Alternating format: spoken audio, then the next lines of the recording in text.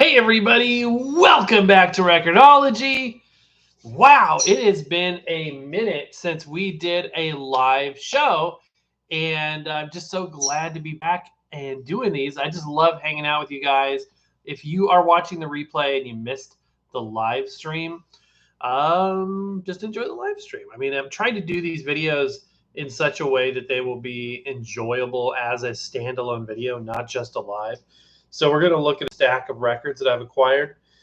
I've been buying records like a madman, and I don't even exactly know why, but I've just been picking up records like crazy, which is so unlike me. I have definitely bought more records in January than I bought all of last year easily.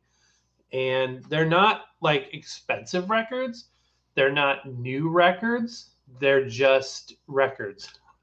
So they're records that I would actually, for the most part, some of them have some very interesting stories behind them. Welcome in, Michelle. And by the way, to everybody, welcome in. If you wouldn't mind hitting the thumbs up on the way in the door, I would appreciate it. Give me a shout out and give yourself a shout out. Let me know where you're watching from and what you're up to. We'll do a Q&A as always. I love doing that. And then I will be talking through and sharing and playing some records. I thought we'd play some music. Now, playing records during a live stream can be tricky because I don't want it to get. I need a haircut so bad. That's why I'm hiding my hair with this hat. Playing records during a live stream can be tricky because sometimes the sound just sounds bad. So if it ends up being a bad sound, then I will stop it. But I'm going to try to play. A lot of this stuff is pretty obscure, and I don't think I'll hit any copyright content issues. Yes, it is afternoon. Let's see, it's 10 here, so it'd be 3:10 in the afternoon, or 15:10 in the UK right now. Man, I really, really, really want to get over there. That is a dream. In fact, my wife and I were just talking about that. It's like the number one place that I want to go, and I've got a good friend over there, and I want to go visit him for sure. Seattle, Washington on an early Sunday. By the way, happy Sunday, everybody. Hope you're having a wonderful day. Today here in the city beautiful, I think is the nickname of Orlando. It is 68 degrees. The weather has been really nice lately. It's cloudy. It's been kind of cloudy lately. It's not as sunny as usual. We're kind of in a lull tourist-wise. There's a big, surprisingly big push of tourism over the kind of the whole month of January, and it seems to have faded off. Any sort of holiday, there will be this influx of tourism, which makes sense. Okay, so about the records, and again, feel free to jump in with the Q&A. My hope in doing an early show, my wife is like, you really should go live for a morning for me show, so that folks that don't usually have the ability to jump on can jump on. So that's really what this is about. Hopefully we'll get some new faces in the crowd here today. So welcome in. So yeah, I've been picking up these records, and they're not expensive. Most of them I paid less than $10 for each. Most of them are like $1 or $2 plus shipping. So they were what you might objectively call junk records to some. But for me, this is the stuff I like. This is the stuff I actually listen to. Jim Vim, your thoughts on the Fluence RT81 turntables? Hello from Canada. So as I sit here, my left-hand turn, I always have 3 turntables at the ready, which is ridiculous. But I've got my left-hand turntable, I got my right-hand turntable, and I've got this up here. This is my Technics changer, which is on an isolation base. And this is the SLB5, I think. And this is what I call my forever turntable. I just love it, love it, love it. It's nearly perfect in every way. But anyway, that's the changer. On my right hand, I've got the LP70. That's actually what we're going to be listening to today. But my left hand is an RT81 Plus. So I've reviewed the RT80, which is their entry level, the RT81 Plus, and the RT85. And the RT85 that I reviewed was the one with the Nagaoka cartridge. And I love the turntable. The turntable is excellent. The cartridge, the MP110, you can either get it with the Nagaoka MP110 or you can get it with the Ortophone red. I think it is. Is it the blue? No, it's the blue. You're right. It's the blue.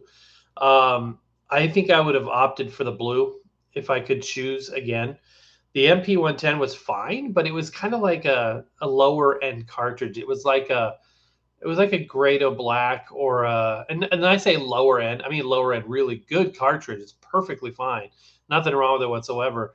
But it wasn't like the kind of cartridge that would justify a higher price tag. It's like a Sumiko Black Pearl, which is one of my favorites. In fact, it's right here.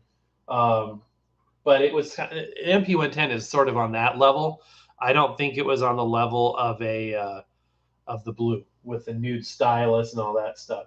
That being said, the RT85 is all that it's cracked up to be. I think that what people that don't have a Fluence don't realize is that their entry level RT80 and their RT80 plus, no, excuse me, the RT85 are very close. Like there's not like the bottom of the line isn't so low compared to the top of the line. It's they're very, very, very close, and the build quality is the same throughout. So if you can only afford the 80, you're still getting a fantastic turntable, and the 85 plus is great too, obviously. Or the RT85. Gosh, wake up. Now, like I said, I have the 81 plus, which is their newest turntable. They took the 81 and they kind of added some features to it. So I've got the walnut, and I've done reviews on all of these. So you can go back after this live and check out our deep dive reviews of all that stuff. But I've got the brown sort of mahogany looking wood. This came with a, let's see, it's a Audio-Technica. What is that? It's the same cartridge as on the LP70, but with the elliptical. What is that cartridge? It's a good audio. Here, I'll just show it to you. VM95E. That's what it is. So this is the cartridge of absolute. This is my new favorite cartridge, the VM95E. Yes, please like, share, and subscribe. Thank you so much, Jerry. Yeah, this is a great cartridge, and like I said, it's on the 70 as well. I love this cartridge. I feel like it's one of the warmer sounding, kind of Grado-ish sounding Audio-Technicas. So the 85 Plus has the motor pulley assembly under the platter like the 80 and the 81, but it has the damping under the tone. I cannot talk today. It's got the damping effect going on under the platter. So they've packed the inside of the platter with foam, and it kind of deadens the ringing effect of a metal platter. Also, it's got an elliptical stylus, and it's got the acrylic platter mat. That's what I'm trying to say. It's gorgeous. I love it. It sounds so good. Right now I'm running it with its built-in preamp. Absolutely. All right. Let me make sure that we are caught up on comments. I'm going to put this to the side. I work from home in this very spot, and as such, I have artifacts from the work week strewn about, and I need to transition to Record-ology mode here. Okay. Hey, Rowan, I'm appreciative of that. Thank you so much. Yeah, Steve, I thought we would do, actually, my wife's idea. She's like, why don't you go live earlier? That way folks that don't usually have the opportunity to join can join. So we're doing just that.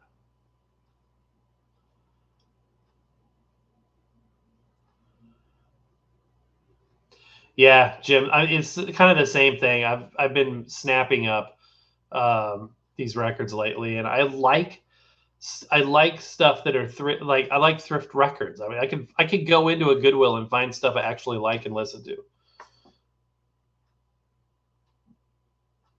And you can find great deals on equipment there too. The way you come into ownership of this stuff is always a surprise. Like this was a gift from my son. My son, who's been getting into vinyl lately, and Papa is so proud. But he had a friend whose dad was downside. I think they're getting ready to move or something.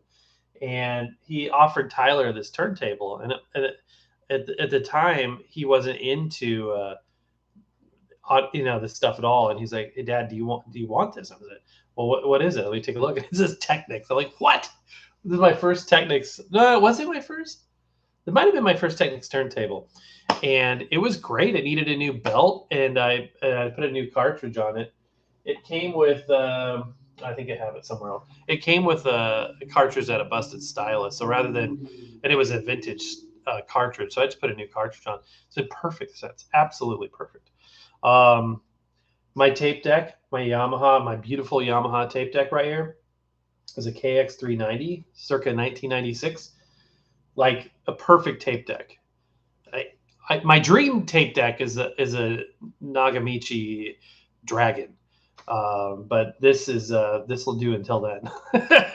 I passed up a Nakamichi, not a Dragon. It was one of the early '80s ones. It was a white color originally, but it had yellowed, so it looked really ugly. And then there was some blood on it. It was at a thrift store for like $15. And I just wasn't in the mood. You know what I mean? Like sometimes you go in there looking for records, and so you see something good that you're not looking for, and you're like, I'm just not in the mood for tape decks right now. And then it looked gross, and it had blood smeared on it. And so he's like, just wipe it off. It would have been fine. For $15, it would have made a good show too. I regret that decision. Anyway, the Yamaha, like $7 at a thrift store. I'm just looking around. This switch, I have a mechanical switch here. This one I got from my brother for free. This other mechanical switch I got in another thrift store for like $3. It's just like you can pick up stuff for crazy good deals. And if you keep an eye out for that stuff, it's amazing. Old radios, I'm sorry, man. Excuse me. Watch the replay if you get a chance to.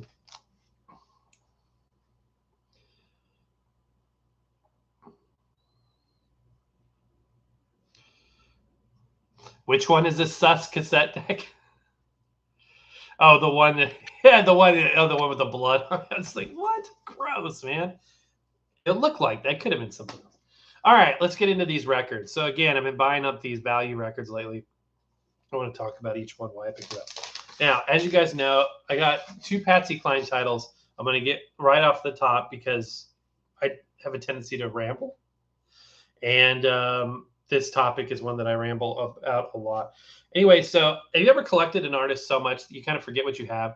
And everybody will be like, oh, that's why you do Discogs. And I don't do disc. I don't catalog my stuff. And this is when it comes to bite me, where I see a record, I'm out in the wild shopping, and I see a record, I'm like, do I own that?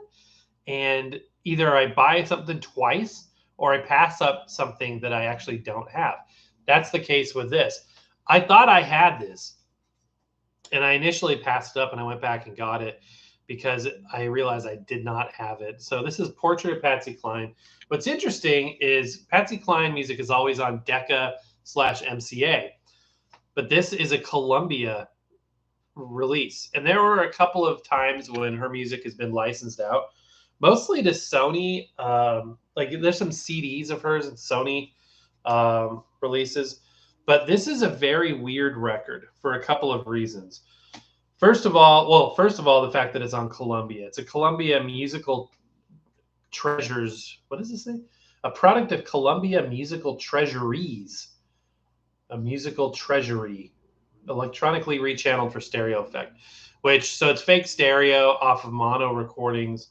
So these are early recordings. Her early stuff was mono. About halfway through her career, she switched to stereo.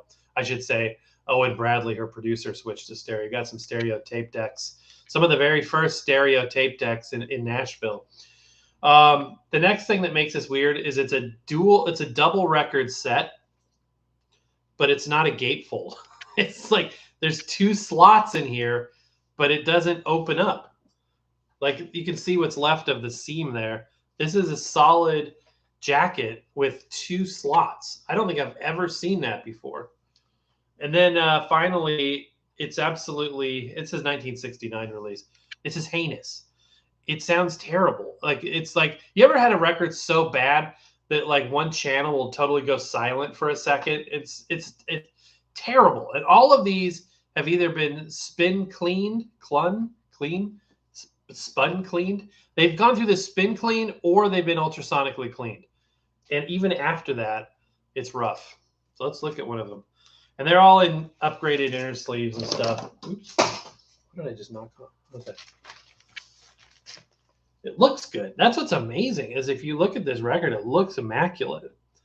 Look at that special Columbia label. Very strange. It's cool. But look how clean that vinyl looks.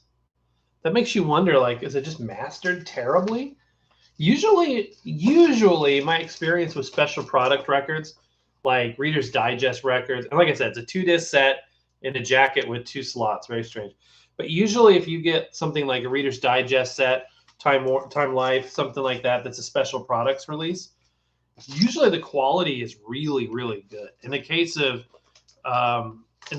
Reader's Digest records, those are all RCA full-blown black label records with a special label on them. So anyway, I picked this up. Again, it was $1 or $2. So this is kind of like from the completist standpoint of collecting. It just doesn't sound. It's not going to be my go-to for sound quality. Let's just say that. Yeah, Michelle, that happens sometimes. I probably should do that. It probably should. Exactly, Rowan. I'm like, what on earth? And then this one was a gift. So this is the soundtrack. This is cool. This is the soundtrack to the movie Sweet Dreams, which is the biopic of Patsy Cline. And it's sort of a sequel to the movie Coal Miner's Daughter, which had Beverly D'Angelo playing the part of Patsy Cline. And that character and that element of Coal Miner's Daughter, which is obviously about Loretta Lynn, was so popular that they spun it off and made it. The next movie was just about Patsy Cline, which was Sweet Dreams.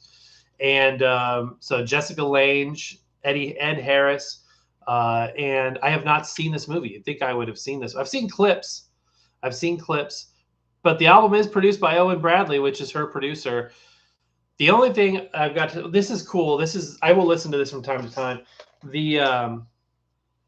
Some of the tracks are original mixes and some of them are overdubs. And I don't like the overdubs as much. They went through, there was this big thing with Patsy Cline music in the late 70s and early 80s where they decided it would be a good idea to pull her vocal track out. Most of her stuff was recorded with a 3-track tape. So they were able to isolate the vocals. And then they would put different music bed underneath. So Owen recorded a bunch of contemporary backing tracks, and they don't have anywhere near the charm that the original 60s ones do, 50s ones do. I just prefer the originals. All right, that's all on Patsy Cline. Next, this record has a story behind it. Doesn't every record have a story behind it? See, that's something about, when you download music, downloads don't have a story. Streaming doesn't have a story. But records, tapes, physical media has a story. Not a record you would expect me to snag. And I didn't snag this. My wife snagged this. And I don't know why. She just kind of like, here, we need this one too. Now, War is a band that, both of us, we like. They're fine. And, it comes on the radio, you listen to it. Okay, that was good. Moving on. But it's not something. So the fact that she sought this out and said, yes, we need to purchase this. So, so we have this album now. Part of it has to do with the fact that it was like $1 record. It was like a good deal. So tell me in the comments what your acquisitions are. What's the latest records you've picked up, or what are the ones you are looking for? I always love to hear what everybody's into. Next, this is an interesting record too. I mean, they're all interesting. Otherwise, I wouldn't have paid for it. So I'm going to stop saying I picked it up for $1 or $2 because all of these are less than $4 is what I paid for them. This is Stay Awake. It is contemporary artists' interpretations of Disney songs. And what's interesting is it's not on a Disney record label. In fact, it's on A&M, or actually it's part of UME right now. So Universal Music Group. And it is a gatefold, as you can see. Not the most exciting gatefold, but it is a gatefold. And this is a recent release. This is 2018 pressing. We'll get to some stuff I can play. This will be too copyrighted to play, but yeah, they're modern records. I mean, I'm looking at it. It's a good thick pressing. Maybe not quite 180 grams, but it's got James Taylor, Ringo Starr, The Replacements, Bonnie Raitt. Who else on here? Betty Carter, Aaron Neville, Sinead O'Connor, these types of artists covering Disney songs. So an interesting project. I would expect something like this to be licensed, or it's got to be licensed by Disney, but I thought it would be released by Disney as well. I'm looking on here to see if there's any mention of Disney. The back copy is written by Leonard Maltin. I haven't listened to this yet. Actually, I haven't listened to most of these yet in depth, with the exception of a couple. Recently, Michelle says, I bought the Muppet Show album. Awesome. And something called Beaky and His Band. It's children's poems set to music. That's cool. The Muppet Show. I have a Muppet Christmas album. I don't know if I have any other Muppet stuff. I have like that John Denver and the Muppets one. Recently, I purchased one of those Platter Pack 45 boxes from the 50s, and it still has the prior owner's index. Oh, that's cool. Isn't that fun? I've done that before with some 78 albums. It's really, really fun to do. Okay, this record also has an interesting story. Imagine that. Also comes with I've never seen this inner before. Check this out. That's a cool looking, it's thick. It's paper, and I won't put the record in here because I'm not a paper sleeve person. I always take them out of the paper sleeves. But I keep them if they're interesting or historic, and this one certainly, I think that looks great. So this record's story begins with, oh shoot, I should have had this ready to go. Dun, dun, dun, dun. Okay, if you remember not too long ago, I picked up a Bing Crosby paper record. It was an advertising disc. That's probably over in that section over there. I'm just thinking out loud. And it was for a shaving. It was a shaving record where you put it on, and Bing Crosby and Louis Armstrong, Rosemary Clooney sing to you while you shave. It was an advertisement for Remington, I believe. One of the artists that comes on to sing is a vocal group called the Hi-Lows. Hi, Bing, we're the Hi-Lows. And I liked it. So when I saw this record, I'm like, man, I should snag that. That's cool. It's the Hi-Lows. So I'm going to take a gamble, and we're going to spin this a little bit. Give it a listen. I haven't listened to this at all. It's a Columbia 6i, which kind of puts the date on it for you. So we're talking 50s. And it's in pretty good condition. It's got some scuffing now that I look at it, but let's go ahead and fire this up. And again, I don't know if this is going to sound good over streaming, but we're going to try it anyway. I always give my records a quick dusting with the carbon fiber. And here we go. A lot of people ask me if my LP70 is skipping. I guess a lot of people's LP70s are skipping. It has done it from time to time, which is weird.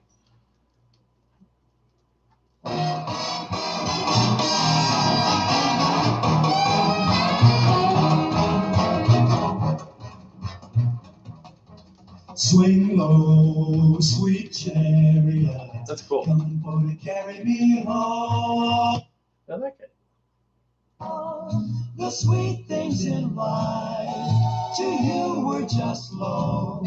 So how can you lose what you've never? That sounds nice. I just like their harmony. It sounds really good. Like Hey, Jeff, welcome in. and as long never buys a dress, it's always a frock. And always wants her timepiece up, but never her clock. She says tomato instead of tomato. She says potato instead of potato. You should see how she holds a cup of tea with just 2 fingers while she sticks out 3. My sugar is so refined. That's a great record. I can't wait to listen to that. Yeah, that's a good one, Rowan. Cool. All right. took a gamble on some of this stuff, and you're like, it looks cool. I mean, I really like the little bit they did on that other record, so I thought I probably like this one. Looking at, I've got the direct sunlight coming in, and you can when you have direct sunlight on something, you can really see the condition of it. Like if I held it up on camera, you're like, oh, that looks perfect. It looks immaculate. But if I look at it, especially from an angle with the sunlight, I can see some surface scuffing, and it's a noisy record, but it's definitely been played, but it doesn't look damaged per se. And except for the light scuffing, I think it'll be a good one to listen to. So the high-lows, they have a good sound. Okay, let's see. Let's do this. Anyway, so I picked that one up. I'm guessing 56 to 59 on this if I had to date it without looking it up. All right. Appreciate you guys hanging out with me. I'm just sharing some records.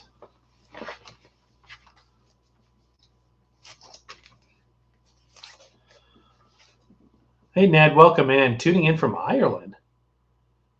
Oh, we were just talking about that. So all of these have either been cleaned with a spin clean or the ultrasonic. Here's my opinion. I have cleaned a lot of records with both, and they both do good. They both have their benefits, but I think, and they're very close. Like my opinion of both, they're like this. They're neck and neck. I slightly prefer the spin clean, and here's why. It seems to me that the ultrasonic, which is a more hands-off approach, you just kind of set it and forget it, and it is a bit quicker. The spin clean always takes forever to clean records. If you have a stack of records, you got at least an hour spent cleaning records. And you have the cloths to dry them when they come out and all this stuff. The the ultrasonic method has the drying rack, and you just you're supposed to pull them straight out of the water, shake off the water, and put them in the drying rack. I've noticed that there can be some residue that gets left behind that way. So if you use this like a rag or something, I use the spin clean comes with, or the version I got, the kit comes with these surgical rags. They're very absorbent, and they do a great job of mopping the water after it's cleaned. If you do that right out of the ultrasonic, it's fine. But I feel like it doesn't quite. It's close, but it doesn't quite do as good of a job as a spin clean, because a spin clean has the abrasiveness of the brushes scrubbing down in the grooves. Now I know the ultrasonic has the, what is it, captivation? What is it? There's some kind of effect where the pulses and stuff are like pounding the groove and cleaning it out. It does a good job, but I just still feel like the spin clean edges it out a bit. That's my opinion. Either all of these we're looking at were either cleaned on one or the other.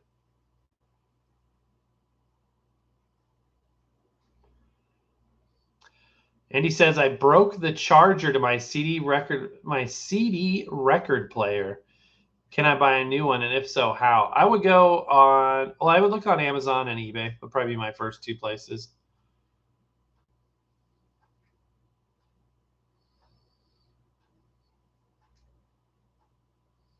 The High-Lows and the Four Freshmen Harmony were two groups that the Beach Boys tried to emulate. Hey, you know what? It does kind of sound Beach Boyish now that you mention it. That's interesting. Yeah, very interesting. Okay, cool. Next record. This is, hey, to Ned, check this out. Ned's probably going to roll his eyes. I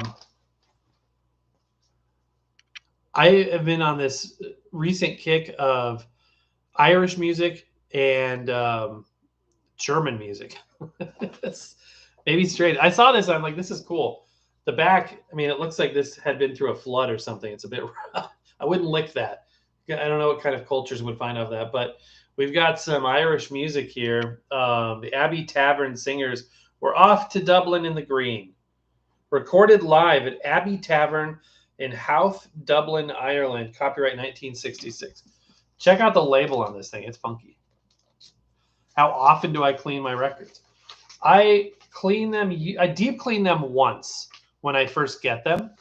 And unless there's something that requires further cleaning, I usually don't have to re-deep clean them.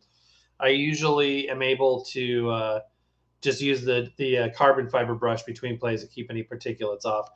keep them sleeved and all that good stuff. But if it, every once in a while I'll have a record that I feel is just, for whatever reason, I missed it the first time around, or it's dirty, and I'll throw it back in the pile for cleaning. Check out that label. Isn't that cool? We're going to definitely spin this up.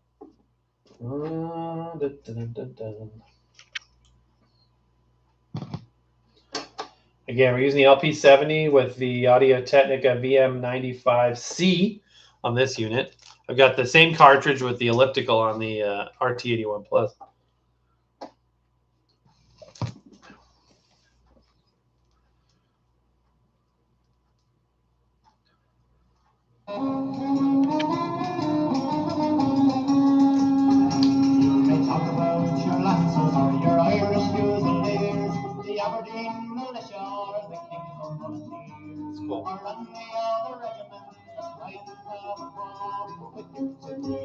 It sounds like a live recording. I like it.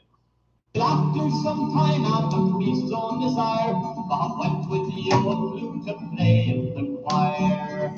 Bob went with the old flute to play for the mass, but the instrument shivered and sighed, oh alas, and blow as he would go, it made a great noise. I like it. For he is gone, my hope has gone.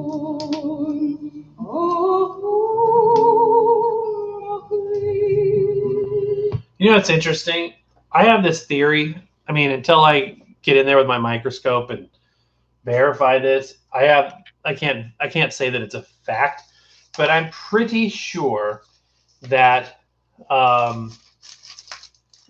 records that are older, the vinyl itself deteriorates. And you'll notice that even deep clean, like this thing, like I said, been deep cleaned, there's nothing bad in it. I mean, it's ultrasonically or spin cleaned.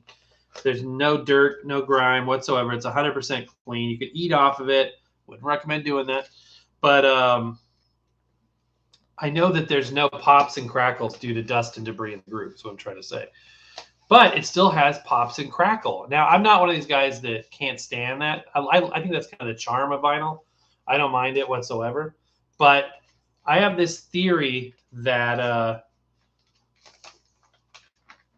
that comes from that old vinyl has a tendency to have hairline cracks and imperfections in the material itself, sort of a degradation of the vinyl that leads to that pop and crackle sound. Gosh, I cannot manage to get this thing on straight. What am I doing wrong here? Just a theory, but that's my I'm going with that until I'm proven wrong, because it makes sense to me. For what it's worth. That is old. Yeah, 67. Okay, next up. All right. I love this cover so much. It's the coolest thing. Check this out. German beer drinking music. Karl Braunis Band and Orchestra, or a chorus. Tifton stereophonic live sound. Look at that. I don't drink. Maybe I should start, but look at that close up of that frothy beer. Again, this is like 60. I want to say 67 on this one as well. This is a tip-on sleeve on the back. You can see it. This one sounds better than the Irish one. This is cool. Yeah, absolutely. That's what I've heard anyway. So this is recorded in Munich, I believe. Let's go ahead and spin it up. Not the most exciting label, but let's give it a few rotations here. I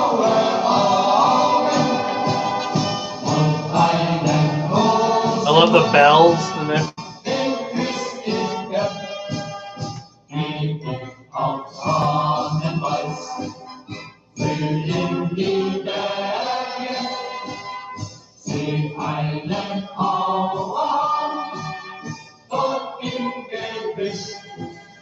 I love that stuff.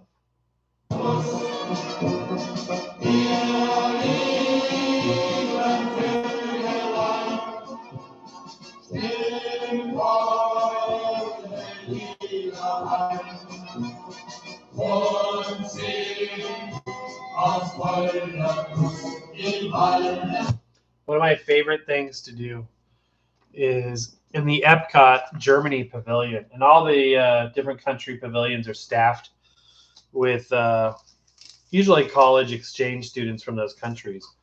But the Germany pavilion has a restaurant called Beer Garden, naturally, and they have a band from Germany, and they play traditional music like that. You lift your glass and tiki taki, oi oi oi. It's fun. It's really, really fun. So anyway, pick that up. Love it, love it, love it, love it. In a similar vein, I picked up this. This is a Capitol release, also recorded in Germany, in the Capital of the World series, Music of the German Alps. And I know you guys are like, wow, these are the new records he got? This is the stuff everybody may pass up at the thrift store, but I like it. So it's a double whammy for me. It's affordable, and I like it. And it's available because maybe other people are passing it up. Capitol Full Dimensional Sound, Music of the German Alps on a Capitol Rainbow label. This is all one continuous track.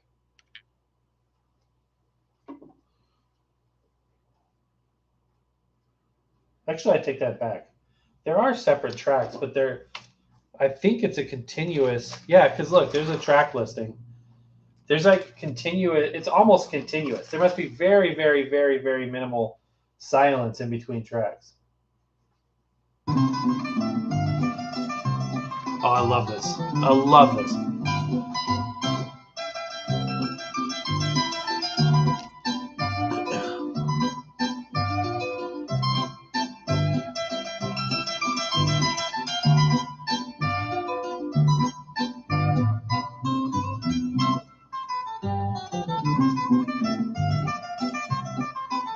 Isn't that good?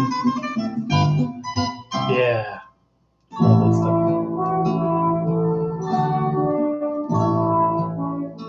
I will say the LP70 hasn't skipped yet. Not today, anyway.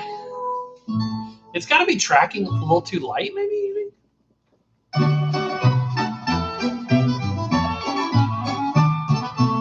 It does kind of sound like Third Man.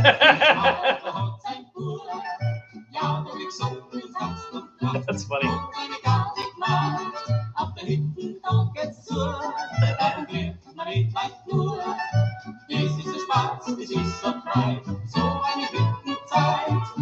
I love this. I love that. That sounds really good. That sound quality of that is really, really, really good. High fidelity indeed. Isn't that fun? Like, that's the kind of music, when I'm stuck in a spreadsheet for 8 hours, which happens a lot, that's a great thing to have on in the background. I'm very blessed to be able to work next to record players and be able to listen to records while I work. And that's just great stuff. I love that. Music of the German Alps. Alpine music. I've got a CD. My friend from the UK, one of them, sent me a couple of years ago a CD of Austrian music, which I also love. All right, next up, continuing my European music kick. This also has a strange stain on the front of it. Kind of sketchy. This is Norwegian music. Songs of the Norwegian fjords. And that stain is, I don't like that. Someday I'm going to probably try to clean that off. For stereo phonographs, recorded in Norway. I have not listened to this yet. Yeah, same thing, Jim. I agree. Also Capitol. Same label. Thank you guys for joining in. Yeah, the Dubliners and the Chieftains. I had a Chieftains CD, as did almost everybody. All right, let's listen to this. Ooh, this has a warp in it. Dang it. Yeah, it's still listenable. All right, here we go. I dropped it.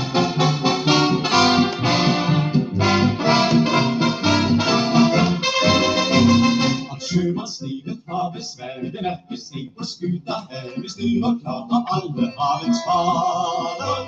Och Norge det är skivets namn. Vi seglar runt med hand till famn. Och alle kär på sjö och land vi klarar. So I'm listening to this, and I'm like, this sounds out of phase. And you won't be able to tell because you're getting a mono feed. I think you're getting a mono feed. I'm like, it sounds out of phase. Like, it's very strange. And sure enough, I look at the bottom, and it says it's fake stereo. It's monophonic recordings, electrically enhanced. Sometimes fake stereo comes off sounding out of phase. All right, a little more. I like the music.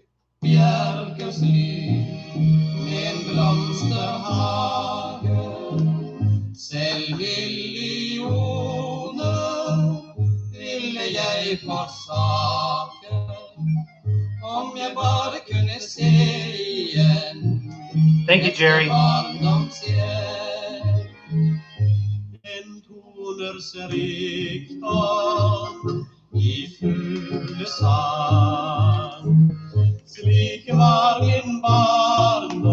love that. It's beautiful music. So, yeah, Rowan, I didn't, at first I was like, what are people talking about? I didn't have any problems with skipping at all when I first got it for maybe 4 or 5 weeks. And then all of a sudden I noticed it started doing that too. It's very strange. I mean, obviously skipping is going to come down to tracking for us. Usually it's too light. And in my experience, and I've done videos on this before, it usually has to do with the lift shelf of entry-level equipment, especially like suitcase players, all-in-ones, stuff like that, will often have the lift shelf, which relies on gravity to lower down and out of the way, doesn't lower down all of the way, and it gets hung up a little bit.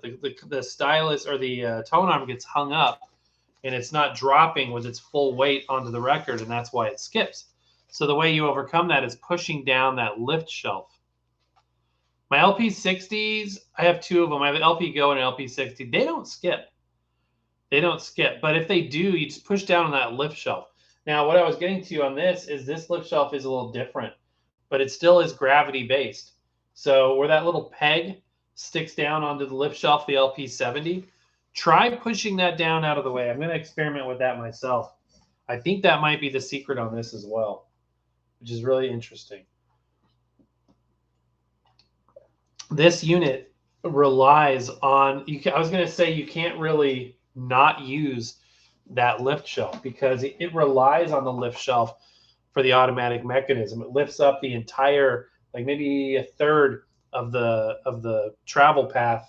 Well, it lifts up the entire travel path of the tone arm surrounding the pivot, and it lifts up that entire section, and that little peg leg slides along the surface, and then it lowers back down. So that's how it works for the automatic functionality. So you can't really get rid of it because you would lose the functionality. It's an interesting thing for sure. All right, this one is another wife find. She picked this up, and I'm in full agreement on this. I think this is super cool. Again, more music of the world. This is a Baja Marimba Band on A&M. Herb Alpert down there at the bottom was the A of A&M. This looks very interesting on the typical gold A&M label. This had the original inner, so I left that. I feel like the Baja Marimba Band achieved a level of fame beyond just a regular, album of this type of music. Recently bought a Technics SL5 linear. Any recommendations for record players? Well, that's a loaded question. For linears specifically, my only linear is a Technics SL1, and it's a direct drive. It's the only Technics I've ever had, or turntable direct drive that the motor. I've had multiple direct drives. I have a couple still, but it was the only one where the platter is the motor. You pull the platter up, and it's half of the motor, or it's half of the motor assembly, and it works. The speed on it's perfect. It's like great for rotation. It reuses a belt mechanism for the assembly with the tone arm.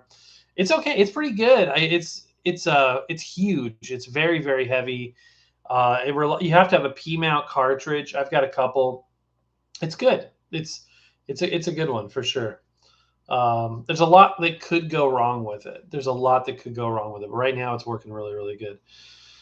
So for linears, I like the idea of the ones in the 80s. Mine's in early 80s, like 81, 82. There were some that came along in the middle of the decade that added the functionality where you could use it like a CD player. You could press track 2 and it would go to track 2, then press track 6 and it would go to track 6. Mine doesn't have that functionality. It's basically like an automatic functionality. You can make it run along the surface of the record and drop it anywhere you want, or you can just start and stop it and it automatically does everything, but it doesn't like identify track separations or anything like that. There's a Technics that's very, very small. It's basically the size of a record. That's a cool looking one. I think they're cool, but I get the idea of a linear, because it gets that groove to be tracked at the same angle that the lathe cut it to begin with. I honestly don't notice at my level, and again, this is an entry-level channel. My speakers are like $260 speakers. This is not like a high-end setup, comparatively. This, to some people, it's high-end, and to me, it certainly was when I got into this. But, people that have $100,000 speakers and stuff, may realize a sound difference that I don't. So for me, I don't hear any, oh, that's a linear for sure. I could tell that. I'm not like that. I can't hear a difference. All right, here we go with the marimba band.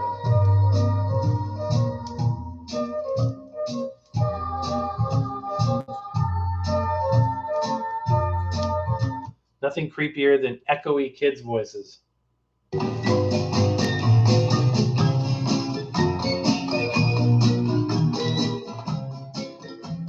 That's cool. I like that.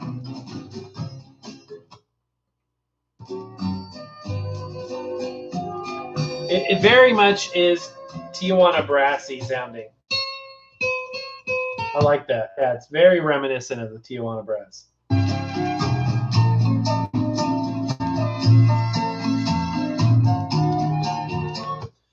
So if you're entry level like me, Ned, I would just skip the whole linear thing. You're not going to realize a difference unless you just think it's cool. That's fine. I mean, if you think it's cool and you're interested in it, that's fine. But it's not. You're not going to be like, oh man, this jumps off the page. It's so different. It's just going to be as good as any other good turntable. Plus, in a lot of them, you're relegated to the P mount cartridges, and the P mount cartridge technology. It's hard to find new ones. There's like one or two Audio-Technica new ones. Grado stopped making P mounts, and it's just limited what you can find out there. Vintage, there's obviously a lot of everything. That's the Baja Marimba Band. Can't wait to check that out. Those mustaches are incredible. Come on. Okay. This one, Total Impulse by Coral Records. So this is a value label of MCA. Teresa Brewer and the Dixieland Band on Coral. This is a true fidelity stereo records. I love the marketing mention of the stereo. Our records sound the best. Teresa's face there. I feel like she's been holding that pose like, all right, did you take the picture yet? All right, let's give it a spin. This is a cool label. Check this out. This is a very cool. Usually coral labels are like coral colored, which makes sense, but this one is really neat. Look at that. What's interesting is from a branding standpoint, it has sort of an MCA or a Decca feel to it in a way. It's interesting. All right. Here is Miss Teresa Brewer. Betty, won't you please come home? Kind of sounds a little K-Star-ish to me. Banjos ringing, which I like K-Star, so that's probably why I like this. They dance to break. That's where I belong. Good Dixieland music. Was big. Another thing the LP70 and the 60s don't have that I wish they had, and I know I want it all, you know, don't we all? But there's some way to change this like a pitch control. That would be nice. They sway it, Uncle Joe, Uncle Joe. How they found that Meyer with vigor. Yeah.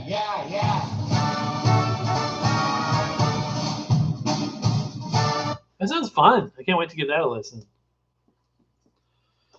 What record players do I like?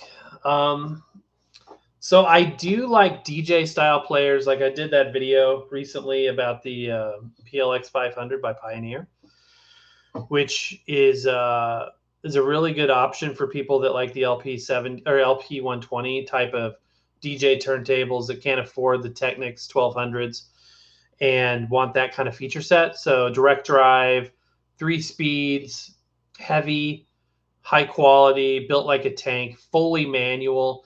The reason why I like that and that style of player, like the LP120X and the PLX 500, is the ability to perfectly check the speed accuracy. So it's got a pitch slider, it's got a strobe. Really, really like that. Same thing with this guy up here. Even though it's a changer, it's definitely not a DJ turntable. This is a listening turntable. It's belt drive. It still has the strobe on the platter. So for me, my OCD mind, and I don't say that term flippantly because I literally have it, I don't like speed inconsistencies. So LP70s, RT81 pluses are probably very, very close. In fact, when I reviewed these initially, I did check the speed accuracy. They were either perfect or they were slightly fast, which I don't mind as much. But if it was like a hair slow, that would drive me crazy. So I really like turntables that have the pitch control. Top favorites, again, kind of what I'm using at the time is what my favorites are at any given moment. So the SLB5 Technics, I love it. I also have an SLB, what is it? Is it SLB 22? It's like a 1987 semi-automatic, also used as a P mount. Technics, I got it for $40. If you like Technics and you want to be cool, you can get them the non-1200s for like $40-50. I mean, they're not expensive. That being said, they're Panasonics. I mean, it's the whole like, oh, you gotta have this or you're not. I hate that stuff. So the whole, gatekeeping of any hobby, and this one has plenty of it. But anyway, it's a cool turntable. Mine had a broken tone arm, and the guy I bought it from fixed it. And I have a little bit of an issue with some sibilants that's kind of get a little crushy on the S's that I have a theory may stem back to the repairs that were made. Maybe it was unavoidable. I don't know. So anyhow, that's a cool one too. But right now it's the RT81 Plus, LP70X. This number 2 spot for me kind of alternates between my Technics direct drive linear and the SLB or the LP70X. The reason for that is my desk on this side has a shelf that's about this high off of the desk surface, and I can't fit many turntables in this space. As it is, this lid doesn't go any higher than this. So this is one of the turntables that fits over here. This always has a place in my home. It's just so perfect. I love this. Thanks so much. Anyway, Teresa Brewer. That's a cool record. I like it. And that choral label, isn't that cool? That is a cool choral label. A lot of music to listen to. I need to stop buying records and start listening to records.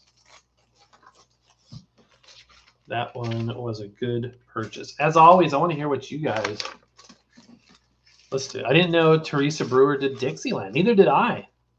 This was a cool discovery. And it's a cool cover. I like the artwork. I love the spiel about the technology, true fidelity, choral true fidelity. What's funny is like they write the copy on these things as if you're shopping for records based on the label. And I only listen to choral records or the technology. Like they offer true fidelity. I only get true fidelity records. I don't even care who the record is. I just want true fidelity. Obviously, you're picking the artist. You know what I mean? So if you're a Teresa Brewer fan and they're on RCA, you know what I mean? Like you're not going to be like, well, I can't get that record. It doesn't have, it's not RCA living stereo. I only listen to true fidelity stereo. But that was definitely a selling point. And it's kind of fun from our perspective to kind of like see that. All right, this was an impulse buy. We're going to listen to it together. I have no idea what I'm getting into here. This is also German. But this is Willie Forst Bellamy. And apparently he was an Austrian guy and made it big in Germany. And this is it's all in German. EMI, Electrola, GmbH, all rights reserved. Everything is in German, and it is a gatefold. This is a very impressive record, just from the standpoint of the packaging. And he was like in the movies. He's got all these like pictures from the movies that he did, and there is some copy also written in German by somebody I don't recognize their name. It's a double record set, Odeon label. Never seen this label before. Very cool. Quality records. I mean, this is a nice, clean, quality pressing. This was one of the rare times I felt like, you know what? I'm going to buy a record I have no idea about just to discover the music. And I've talked about this before. Like, some people will buy records to discover music, and that's a pretty inefficient and expensive way to discover music. You would think, oh, that's what you would use streaming for, and I do that a lot. Like the Teresa Brewer one, I wasn't as familiar with her. But I just quickly looked it up on Apple Music, and I'm like, oh, this is cool. Yeah, I want to get this. And then, really spend the bulk of the time, learning about the artist with the record. But this is one time I just like, you know what? Heck it. Let's go for it. So let's listen to it. I've never listened to this.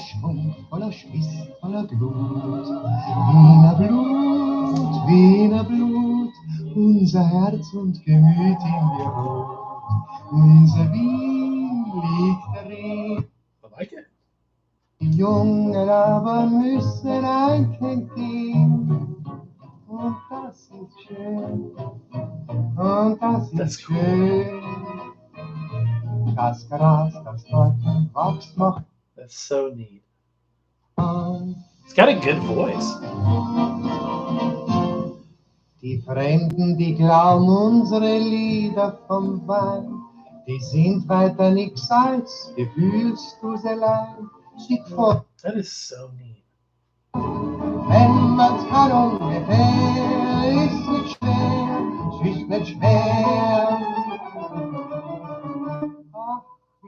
Ach, wow, that's really good. That's so cool. Okay, that's fun. You know what I mean? That's fun. We discovered something new. Look at that. That'll be fun to listen to. I like that. I dig that kind of music. I really, really do. Marcos, you did the right thing, man. So I don't know if you were here earlier when I was showing you. I picked up 2 Patsy Cline records. If not, check out the replay. That's awesome. So that's that. Is it Audio Productions or somebody did that? It's an interesting story about that. The 45 RPM copy of her 67 album. They released 2 versions of that. And Analog Productions? Who did that? Anyway, they released a 33 and a 45. The 45 RPM copy is the best of the best and the most expensive. So I'm curious, how much did it cost?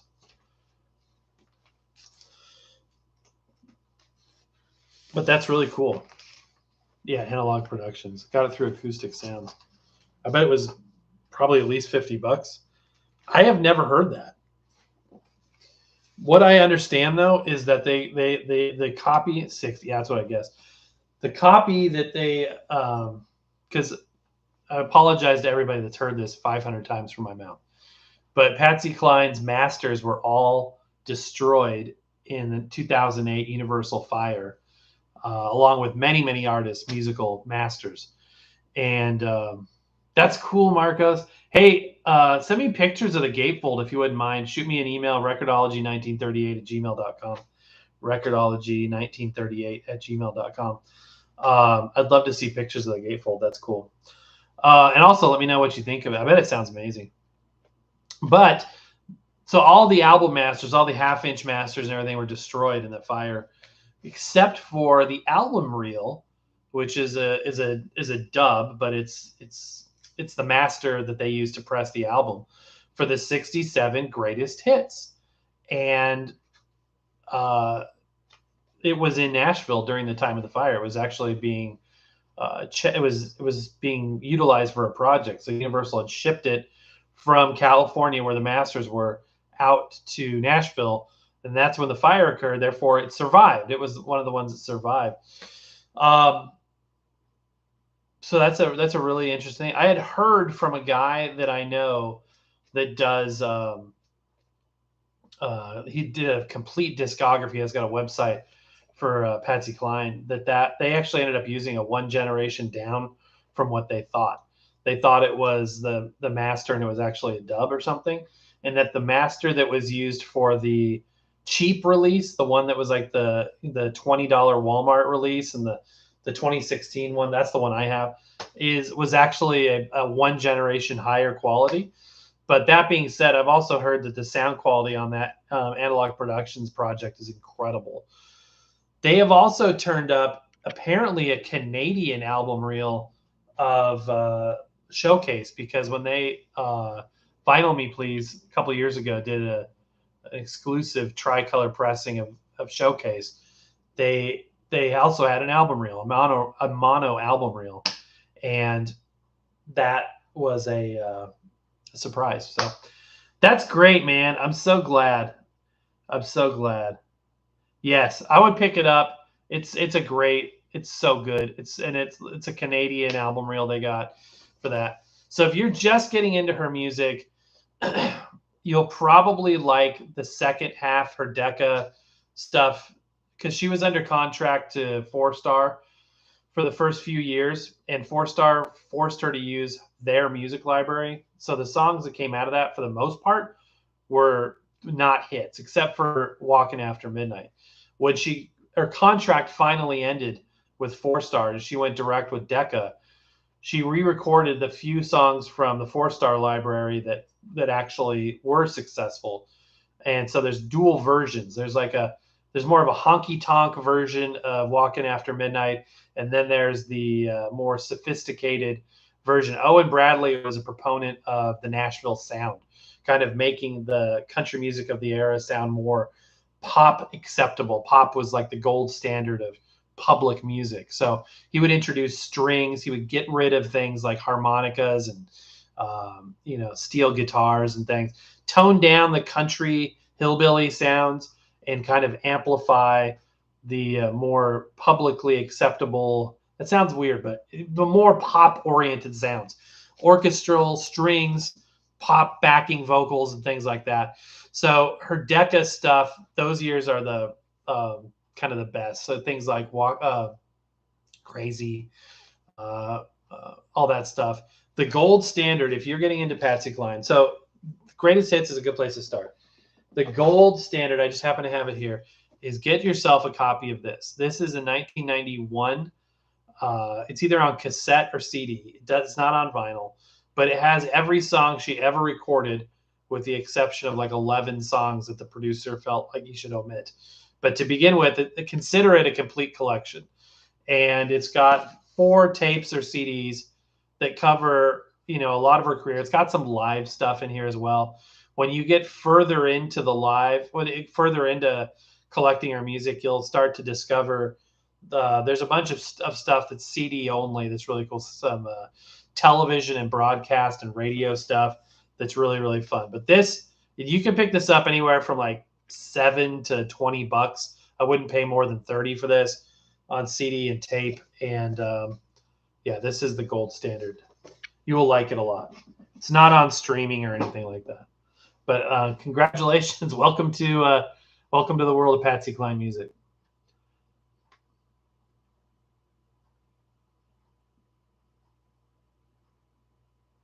Oh, I'm glad, Marcos. I appreciate that. Yeah, it's somewhere out there. Sometimes I have a hard time finding my own videos too. I don't know. They go into the abyss, but I'm pretty sure that one's still out there. Oh, that's cool, Chris.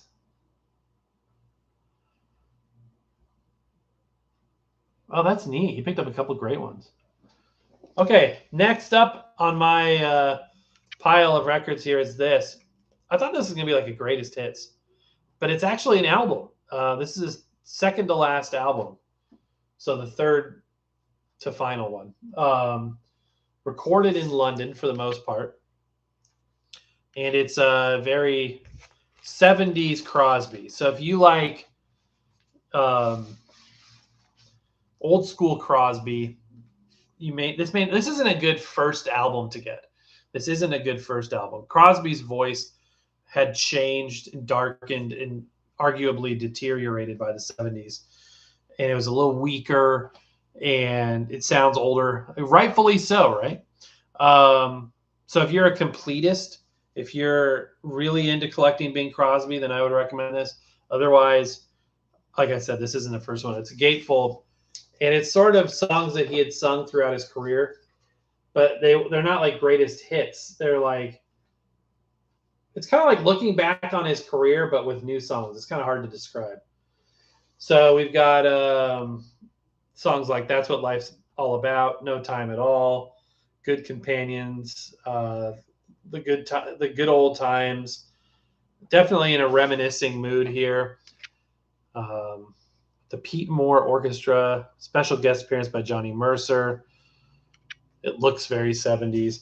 So Bing Crosby, after he left Decca, he went independent and he started negotiating every album project with a different label. So he pops up on everything in his later career. So this is a UA pressing, a UA release. I love that label too. It's beautiful. It's a cool record. It's like I said, this is for the deep dive fans. His last album was Seasons. And then the one before this, or the one after this and before Seasons was called, shoot, I better be able to say this after all that. Southern something. I forget what it was. Sorry, I should have known that before I said it. This is a single disc gatefold. Those are weird. So it's only one record, but it is a gatefold. I still have the original colorful inner sleeve. I've replaced it with a rice paper one. There's something in the air. I've been coughing, like allergy coughing a lot lately. Trying to keep it under control with the Gatorade Zero. Trying to minimize sugars as much as possible. I'm not supposed to have much sugar. So it took a while to get used to the taste of Gatorade Zero because I need the electrolytes, you know, but the sugar was the problem. So, all right, these next couple of, and by the way, there were more records. These are just the ones, because what I did, I'd been buying so many that instead of setting them aside for the show, I ended up having to file them because I was just running out of room. And I wasn't sure if I was going to do this. All that said, there's still a bunch that are filed that I never got around to. I did take a picture. Let me see if I can recall the rest. I have a few more here to share with you, but what other records did I buy?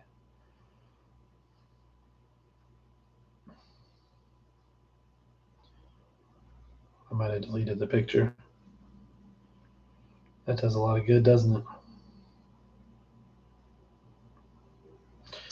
Fun fact, all those videos I did about my tape recorder not working were my fault. I think. So remember I was doing those things where I couldn't get it to record? I wasn't going far enough with the knob.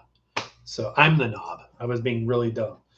So it does record just fine. I just had to turn it, not to the play, but past the play. Somebody in the comments is like, you're not turning the knob far enough. Of course it's not going to record.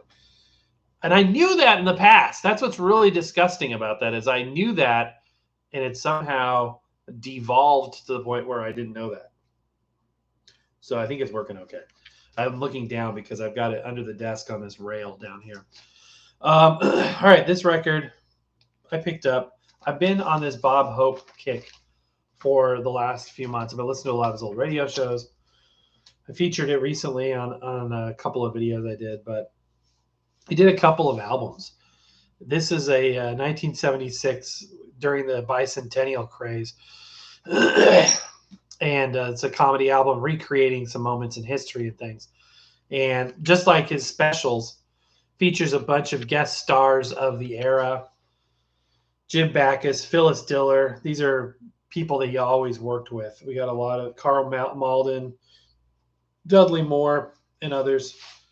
This is a Capitol release. This is probably one of the most ugly Capitol labels that they ever came up with. But look at this. I love orange too. Orange is actually my favorite color. All right. Some of this stuff, it's not racy, but it's like a little, I don't want to, I'm just going to drop the needle and hope for the best. Oh, there's nothing funnier than politicians and their slogans. Tip a canoe and Tyler too. 5440 or fight. All right. We'll just stop right there. Anyway, it's fun. It's not, I mean, Bob Hope stuff is a little edgy for the time, but it's interesting. So pick that up.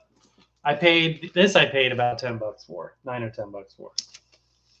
This isn't something that you're probably going to find in a thrift store, and I specifically wanted this record.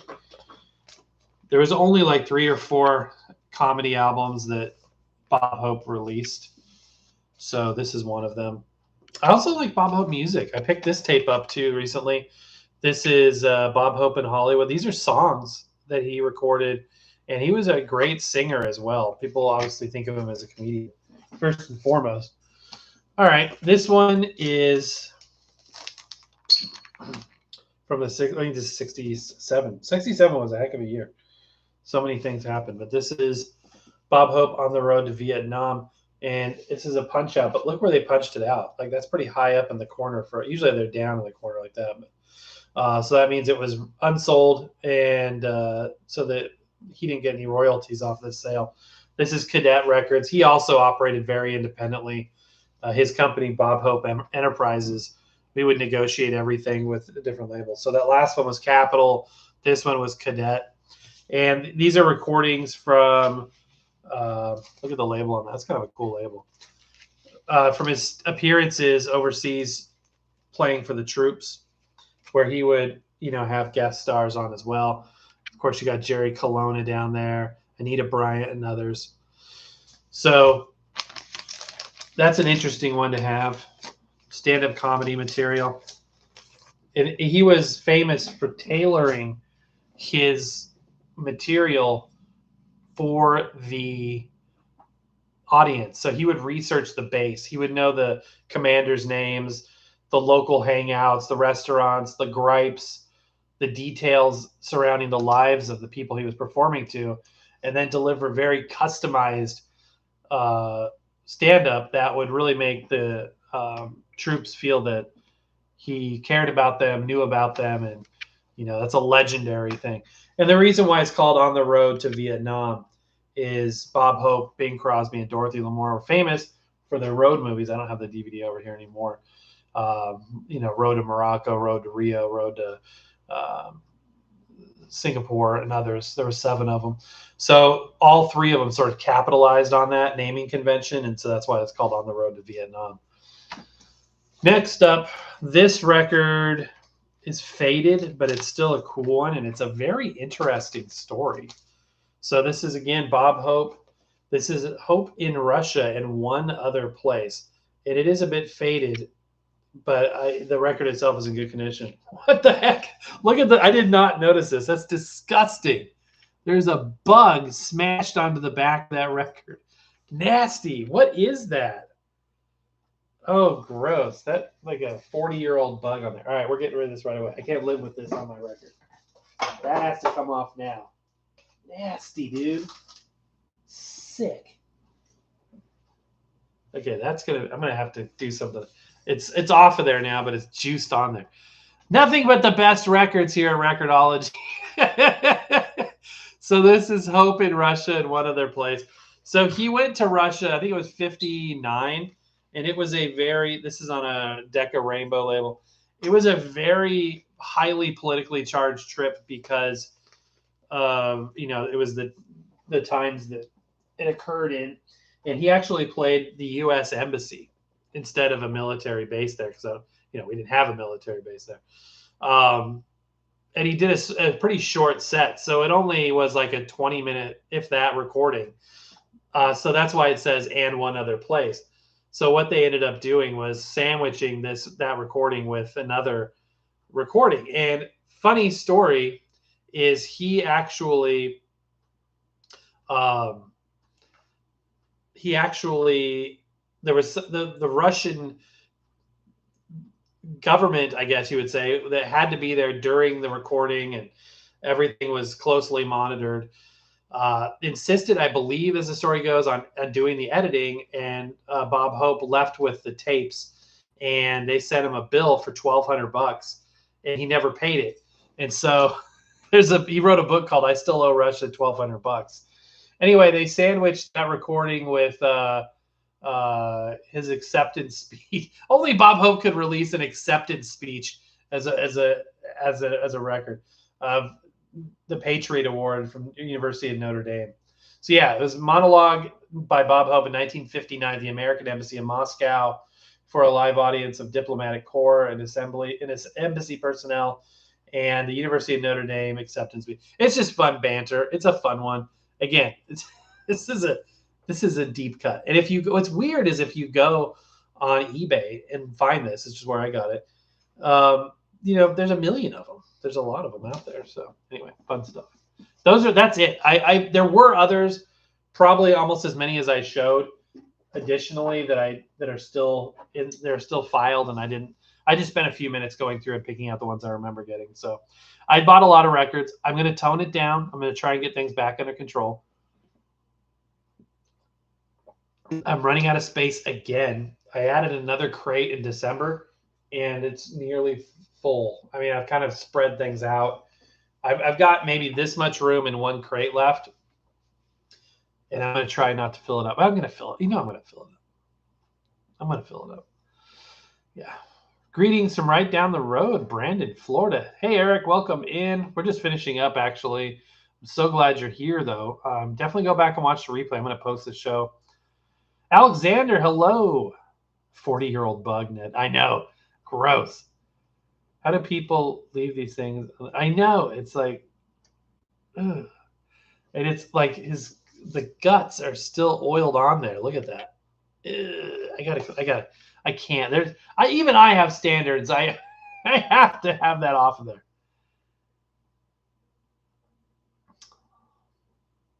So. You have to have a hammer to solve the space issue. A hammer to break the records? Oh, really? I'm sorry for their passing, but be curious what you found. So anyway, that's what I've been up to, buying way more records than I need to. They're not valuable. They've got a bug, but but they're fun, and I'm going to enjoy them, which is what matters, right? Everybody should obtain the things that bring them joy and happiness. And I hope and pray that you guys are all doing well, and that you are staying positive and making good plans for the future, and that your needs are met. And you guys are awesome. Really, really appreciate you. 2 boxes of 45. Oh, wow. Would what cost extra? Ned. Jesus, man.